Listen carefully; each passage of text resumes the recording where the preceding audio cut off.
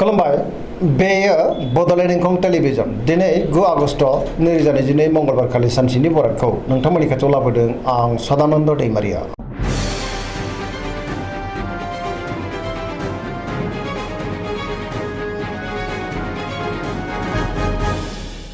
सिगां फरायनो लादों मेष राशि गिबि हांखो अ ल। दिनैनि साना मोजां आरो गाज्रिनि गेजेरजों बाबेनलांगोन। गोजोननि आंखाल जानो हागौ, गोसोआव जिंगायाबो बांगोन। गुबुननि थाखाय नाङा फाङा जेंनायाव गोग्लैनांनोबो हागौ। सांग्रां जानाया गाहाम। गोसोखौ दिनै जोबोर गुलुं गुजुं मोनगोन। मावनो लानाय खामानिखौ मावफुंनो हागोन। देहाया मोजाङै थागोन। अब्लाबो नाथाय जानाय लोंनायाव सांग्रां जानांगोन। रांखावरियाव मोजां, नाथाय खरसाया बांगोन। बेफार फालांगियाव मोजां होनजायो। समाजावबो मान मोननो हागोन। न'खराव अननानै फैगोन। बहाबा दावबायहैनो एबा हान्थिनो खाबु मोननो हागौ। लाइमोनफोरा जोबोर आला खाला जागोन। नेगेटिभ एनार्जिनि गोहोम गोग्लैनो हागौ।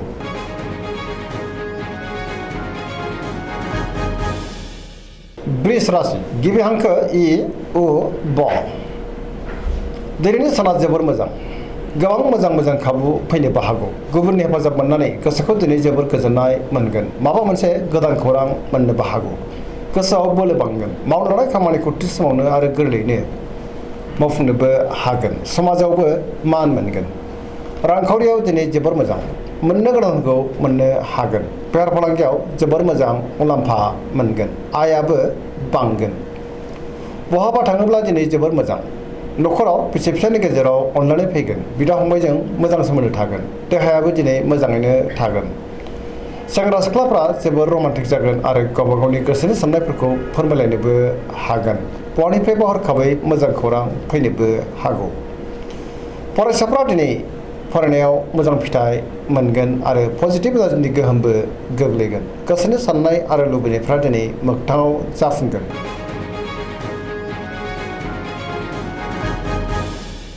मिथुन राशि गिबि हांखो क स। दिनैनि साना बारा मोजां नङा।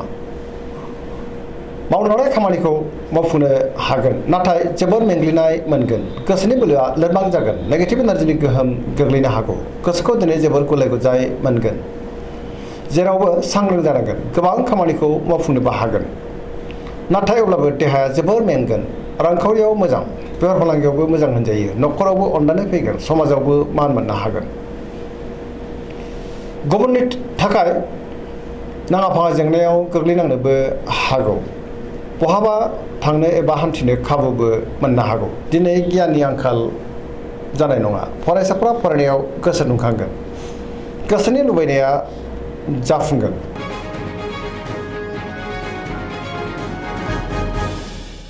कर्कट राशि गिबि हांखो ड ह।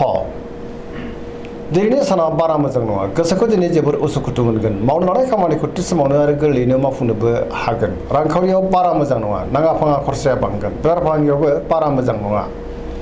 गोबां खहा जानांनोबो हागौ। मोननो गोनांखौ दिनै मोननो गोब्राब जागोन। देहाया मोजाङै थागोन। अब्लाबो नाथाय जानाय लोंनायाव सांग्रां जानांगोन। गुबुननि हेफाजाबखौ मोनगोन। गुबुननि गोसोखौबो बोनो हागोन। न'खराव बिसि फिसायनि गेजेराव अननानै फैगोन। बिदा फंबायजों मोजां सोमोन्दो थागोन, नाथाय अब्लाबो गोसोनि साननायफ्रा देबार नांनो हागौ। समाजाव बयजोंबो गोरोबनानै थानो रोंगोन। लाइमोनफोरनि गोसोआ दिनै जोबोर रमान्टिकबो जागोन।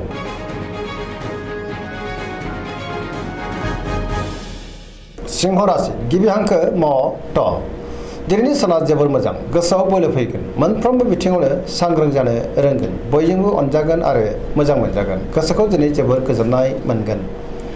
सोरबा गोजाम लोगोजों बहाबा लोगो मोनज्लायनानै बांसिन गोजोननाय मोनगोन। मावनो लानाय खामानिखौ थि समावनो आरो गोरलैयैनो मावफुंनो हागोन। गोसोआ दिनै जोबोर रमान्टिक जागोन। रांखावरियाव जोबोर मोजां। गोबां धोन आरजिनो हागोन। अदेबानि खरसायाबो बांगोन। बेफार फालांगियाव दिनै जोबोर मोजां मुलाम्फा मोनगोन। न'खराव गोजोन थासारि फैगोन।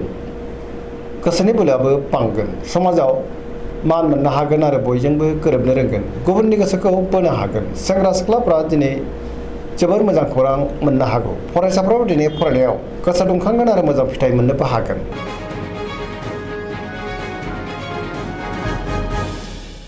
कन्या राशि गिबि हांखो प ट। दिनैनि साना जोबोर मोजां। गोसोआव गोग्गो आरो गोथों साननाय फैगोन।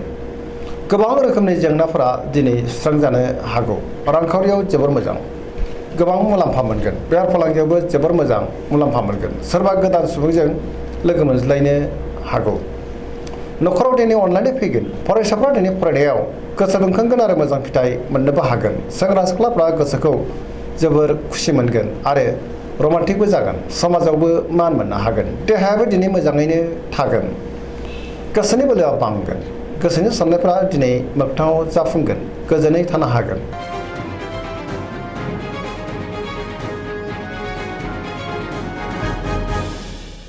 तुला राशि गिबि हांखो र ट। दिनैनि साना बारा मोजां नङा। गोसोआव गोजोननि आंखाल जानो हागौ। गोसोखौ दिनै जोबोर आला खाला मोनगोन। गोसोनि बोलोआबो लोरबां जागोन। गोसोनि साननायफ्रा देबर नांगोन। मावनो लानाय खामानिखौ मावफुंनो हागोन। देहाया दिनै बारा मोजां थानाय नङा। जानाय लोंनायाव सांग्रां जानाया गाहाम। रांखावरियाव मोजां। मोननो गोनांखौबो दिनै मोननो हागोन। न'खराव बिसि फिसायनि गेजेराव अनलायनाय फैगोन। बिदा फंबायजों मोजां सोमोन्दो थागोन। समाजावबो मान मोनगोन। बेफार फालांगियाव दिनै जोबोर मोजां मुलाम्फा मोननो हागोन। लिरनाय फरायनायावबो आखा फाखा जागोन। पजिटिभ एनार्जिनि गोहोमबो गोग्लैनो हागौ। नाथाय अब्लाबो गोसोनि साननायफ्रा देबर नांनोबो हागौ।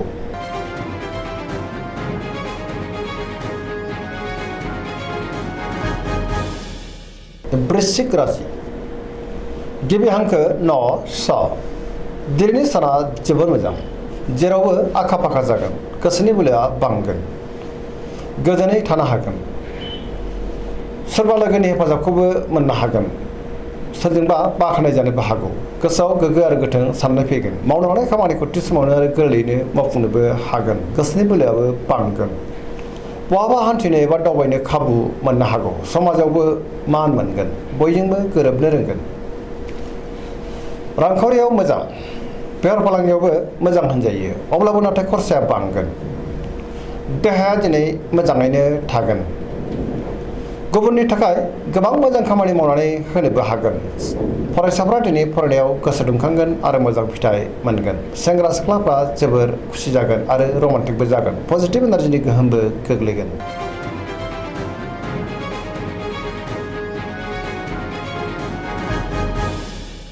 धनु राशि गिबि हांखो ध फ भ। दिनैनि साना जोबोर मोजां। गोबां मान मोनगोन। गुबुननि हेफाजाब मोननो हागोन। गोसोआव पजिटिभ साननाय फैगोन। पजिटिभ एनार्जिनि गोहोमबो गोग्लैगोन। सोरजोंबा बाख्नाय जानोबो हागौ। गियाननि आंखाल जानाय नङा।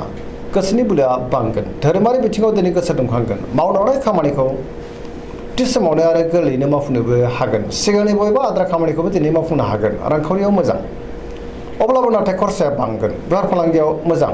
देहाया मोजाङै थागोन। अब्लाबो नाथाय जानाय लोंनायाव सांग्रां जानांगोन। न'खराव अननानै फैगोन। बिमा बिफानि अननाय आरो बोरखौ मोननो हागोन। लाइमोनफ्रा जोबोर रमान्टिक जागोन। फरायसाफ्राबो दिनै फरायनायाव गोसो दुंखांगोन आरो मोजां फिथाइ मोननोबो हागोन।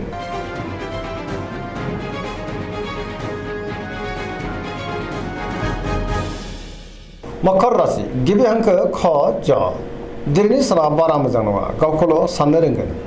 बहानिफ्रायबा हरखाबै गाज्रि खौरांबो फैनो हागौ। गोसोखौ दिनै जोबोर गलाय गुजाय मोनगोन। देहाया मोजाङै थागोन। गुबुनखौ मान होनो रोंनाय नङा। गोसोनि साननायफ्रा देबार नांगोन।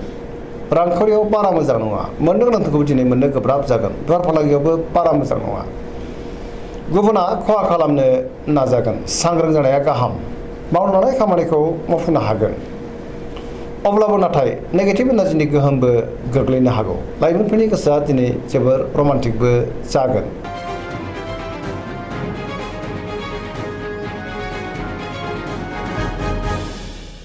कुम्भ राशि गिबि हांखो ग स। दिनैनि साना जोबोर मोजां। गोसोनि बोलोआ बांगोन। सोरनिबा बाख्नायनाय मोननो हागौ। गोसोखौ दिनै जोबोर गोजोननाय मोनगोन। मावनो लानाय खामानिखौ थि समावनो आरो गोरलैयैनो मावफुंनो हागोन। सिगांनि बबेबा आद्रा खामानियाबो दिनै मावफुंजागोन। बहानिफ्रायबा हरखाबै मोजां खौरांबो फैनो हागौ। समाजाव मान मोनगोन। रांखावरियाव मोजां। गोबां धोन आरजिनो हागोन। बेफार फालांगियावबो दिनै जोबोर मोजां होनजायो। देहायाबो मोजाङै थागोन। न'खराव बिसि फिसायनि गेजेराव अनलायनाय फैगोन।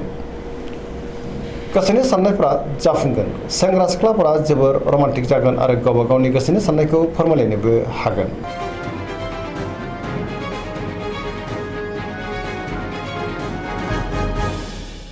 मीन राशि गिबि हांखो ड स दिनैनि साना जोबोर मोजां गोसोआव पजिटिभ साननाय फैगोन गोथों आरो गोग्गो साननो रोंगोन गियाननि आंखाल जानाय नङा गोजोनै थानो हागोन माबा मोनसे मोजां खौरां मोननोबो हागौ सोरजोंबा बाख्नाय जानोबो हागौ गोसोखौ दिनै जोबोर खुसि मोनगोन देहाया मोजाङै थागोन अब्लाबो नाथाय जानाय लोंनायाव सांग्रां जानाया गाहाम रांखावरियाव दिनै मोजां बेफार फालांगियावबो मोजां न'खरावबो अननानै फैगोन गोसोआ जोबोर रमान्टिक जागोन बहानिफ्रायबा मोजां खौरां मोननोबो हागौ सरासनस्रायै दिनै साना जोबोर मोजां आरो मोजाङैनो बारग'लांगोन दिनैनि राशि फरायनाया एसेनोसै जोबनायाव बेखौनो खावलायो जाहाथे नोंथांमोना सानफ्रोमबो जोंनि बे बड'लेण्ड इंखं टेलिभिजनखौ नायबाय थायो आरो साबस्क्राइब खालामो लोगोसे लाइक खालामो आरो शेयार खालामो एसेनोसै गोजोन्थों।